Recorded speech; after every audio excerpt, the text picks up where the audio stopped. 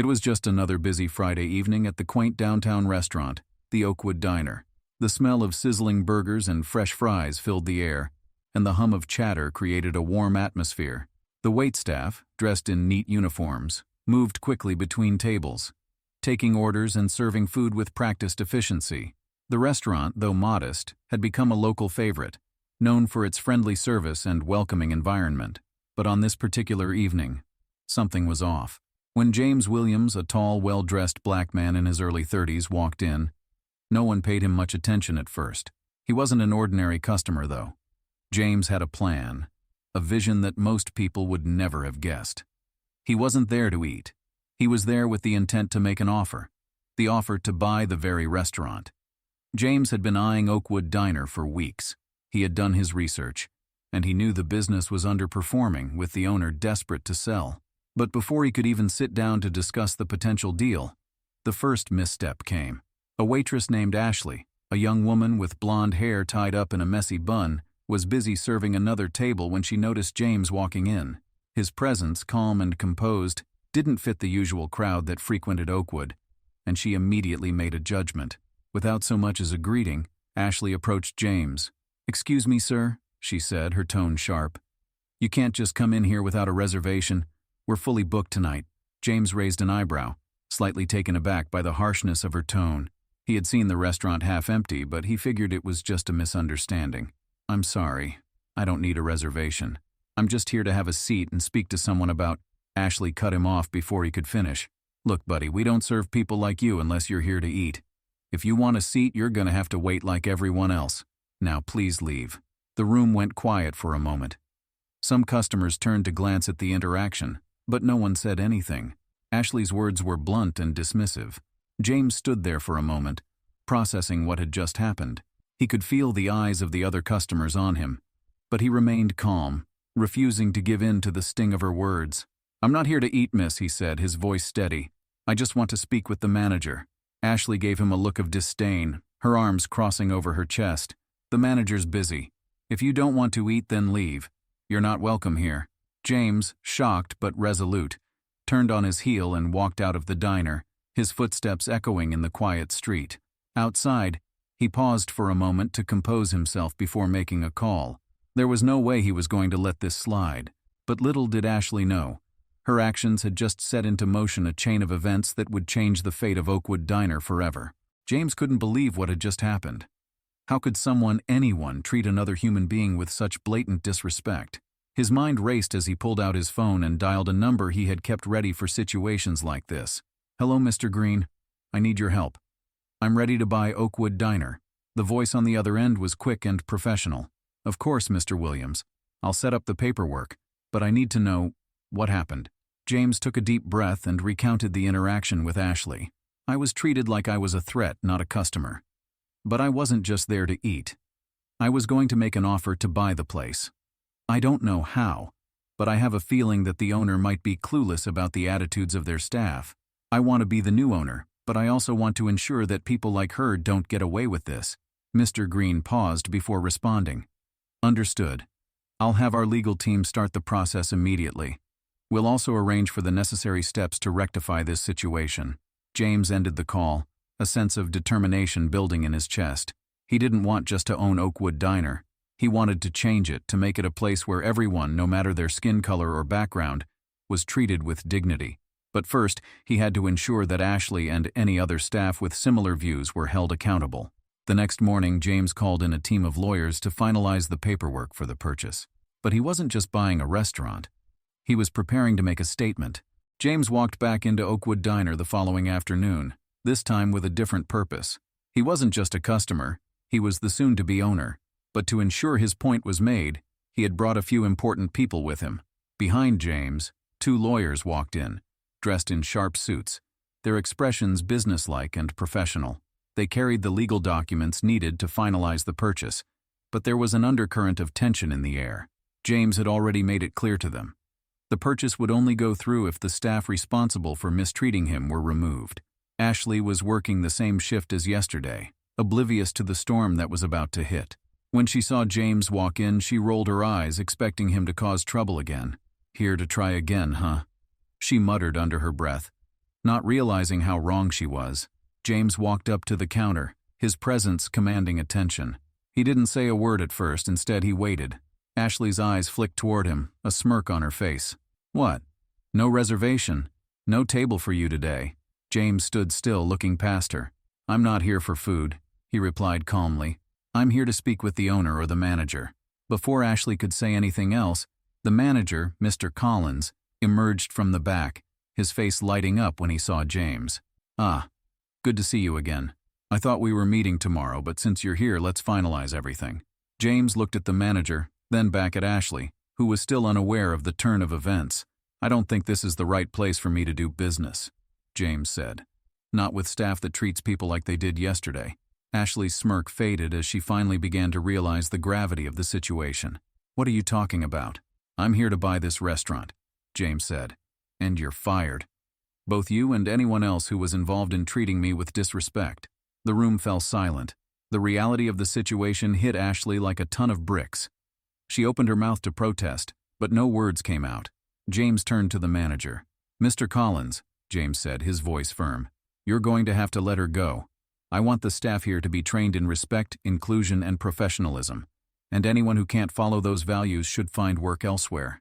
Mr. Collins nodded, his face pale. He had no choice but to comply.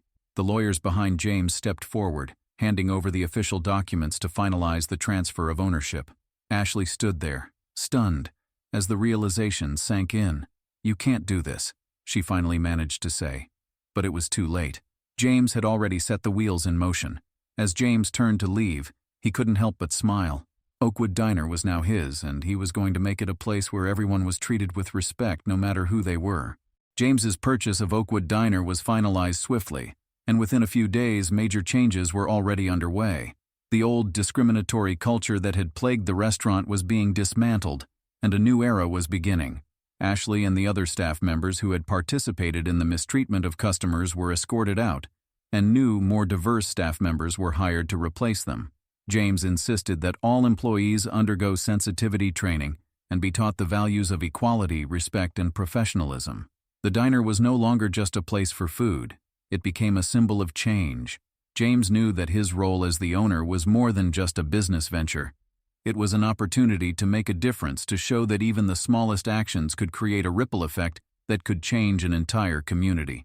As word spread about the ownership change and the transformation taking place at Oakwood Diner, customers began returning in droves.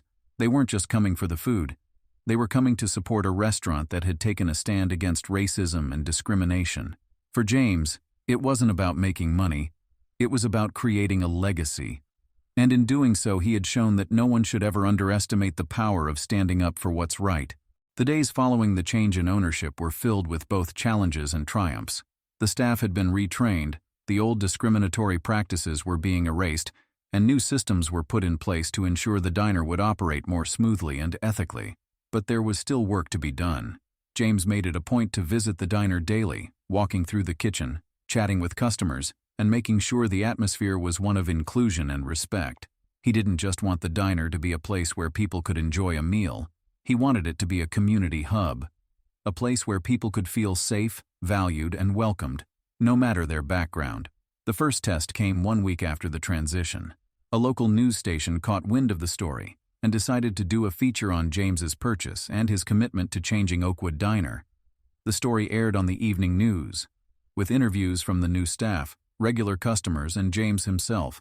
When asked about his decision to buy the restaurant, James spoke candidly about his experiences and the unfair treatment he had faced. "I wasn't just thrown out of a restaurant," James explained during the interview.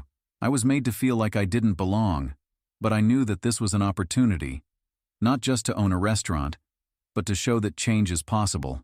I'm here to build something better, and I'm not going to let anyone feel like that again." The response was overwhelmingly positive. People from all over the city reached out to offer support, with many expressing how grateful they were that James had taken a stand.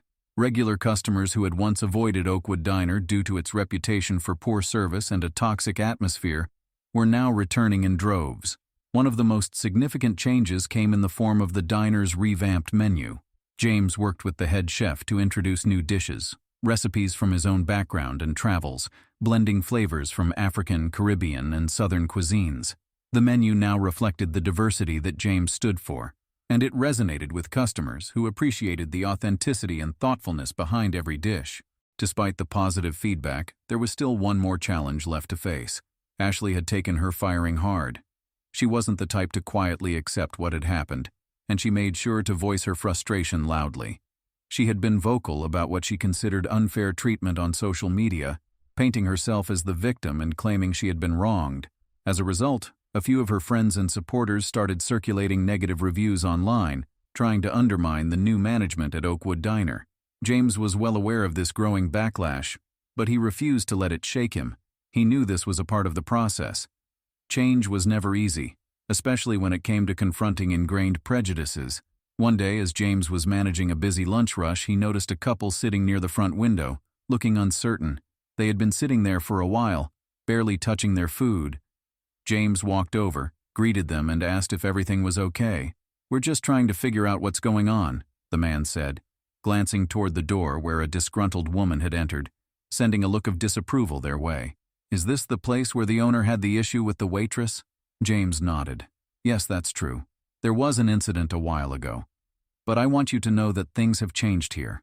We're committed to providing great service to everyone, no matter who they are." The woman at the table hesitated, clearly processing the information. "I read about it online," she said, still unsure. "But it sounds like you're doing a good job. I hope it's true." James smiled. "It is. I'm not just saying that because I own this place. I believe it. I don't want anyone to feel unwelcome or uncomfortable here. Not anymore." The couple, satisfied with his honesty and sincerity, smiled back and dug into their meals, grateful for the chance to experience the new Oakwood Diner firsthand. James knew that overcoming the negative backlash would take time, but every customer who returned, every positive review that came in, and every quiet conversation he had with someone reassured him that he was on the right path. As the months passed, Oakwood Diner transformed from a small struggling business to a thriving local establishment with a reputation for kindness, inclusivity, and exceptional food. James's vision of a community-centered diner had come to life, and it had become more than just a restaurant. It was a beacon of change. The community rallied around the diner, and it became a place for people from all walks of life to come together. There were special events, local fundraisers, and charity dinners held in the diner's newly renovated space. Even other small businesses in the area began to follow James's lead, striving to foster a more welcoming environment for all.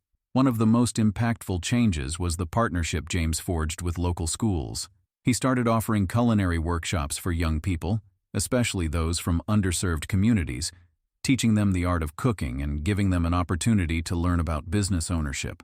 James knew that empowering the next generation was a powerful way to ensure that the lessons he had learned about respect, equity, and hard work would continue long after he was gone. James also made a commitment to give back, creating a fund that supported Black-owned businesses in the city. Through mentorship, networking, and financial support, he hoped to see more people of color thrive in the business world, just as he had. The story of James Williams and his transformation of Oakwood Diner became a symbol of resilience and growth. It proved that, even in the face of adversity, change was possible. And sometimes, it takes standing up for what's right to make a lasting impact. As for Ashley, she never found her way back into the restaurant industry. She realized too late that the world was changing, and she couldn't remain in the past with her narrow views. In the years that followed, she moved away, seeking a fresh start in a different city. James's Diner continued to flourish, not just as a business, but as a testament to the power of one person's resolve to create a better world. He had turned a moment of injustice into an opportunity for positive change, and in doing so, he had shown the world that when you stand up for what's right, the future becomes a little brighter for everyone.